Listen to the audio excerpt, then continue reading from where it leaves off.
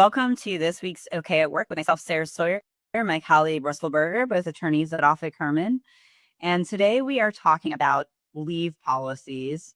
There's been a big movement in the last couple of years, especially for certain types of jobs or what some might refer to as unlimited PTO or flexible PTO, flexible vacation time, where employees who are salaried employees might have more flexibility around how much leave they take as long as they get their job done, that they're able to manage their leave schedules. However, that can come with some complications and challenges, which are mostly obvious in thinking about how you might manage something like that, but some less obvious. What are some things that folks should be thinking about, companies should be thinking about if they want to have a flexible leave policy, Russell?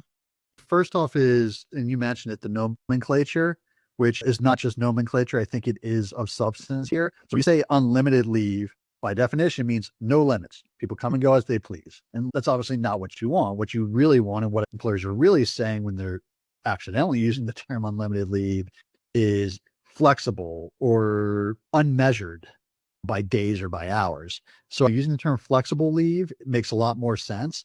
And it's really critical to building into the policy. There are some limits. We're not going to track you. We're not going to micromanage you on this. We trust you enough to use this responsibly. There are limits, and those limits are things like productivity. If there's specific times of the year, specific demands, or we're getting crushed right now, now's not the time to take this leave. So there's still a process for getting approval of time off.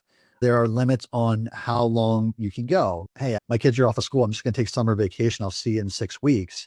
You wouldn't allow that with a traditional leave policy either. There's got to be some kind of limits. And while we want it to be flexible, you can only take up to X amount of time off in one chunk, or you can only take off a wide number of weeks in a month. Whatever it is, you can build in inherent parameters that still give a ton of flexibility to the employee and treat that employee with the respect they've earned, but also gives you some control as an employer, as opposed to just saying, hey, all you, I'm out of here. You figure out when you want to work and when you don't want to work. Yeah, I think those are great points. And also the interaction between the flexible leave policy and other types of leave. If someone ends up taking protected leave, FMLA, some other type of leave, you'll want to have policies around how that interacts with the flexible leave policy as well. And so those are things to be mindful of, because there's different types of leave and how you categorize it's going to be important from a protected leave perspective, and how much of that they're using and how that gets documented as well. Yeah, to that point, let's say someone takes 12 weeks job protected FMLA leave, and FMLA is job protection, it's not compensation. But if you have a policy that just says unlimited PTO, why isn't that person getting paid for that full 12 weeks?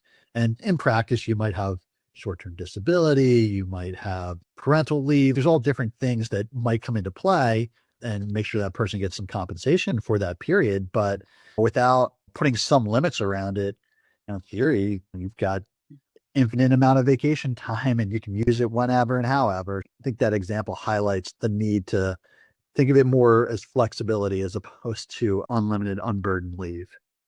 One other thing in closing to mention also is communication about that leave and professionalism in that regard as well. When someone is talking about another limit, right, and something else you might put in a policy is also around how they're going to notify people when they take that flexible leave, how much notice to provide, and what's expected from folks in communicating that they're out as well. Those are all still things you'll want to have in your policy, even with flexible leave. Yeah, flexible leave doesn't mean that it's not subject to an approval process. Yeah. Well, thank you, Russell, and we'll see you next time. Thanks, Sarah.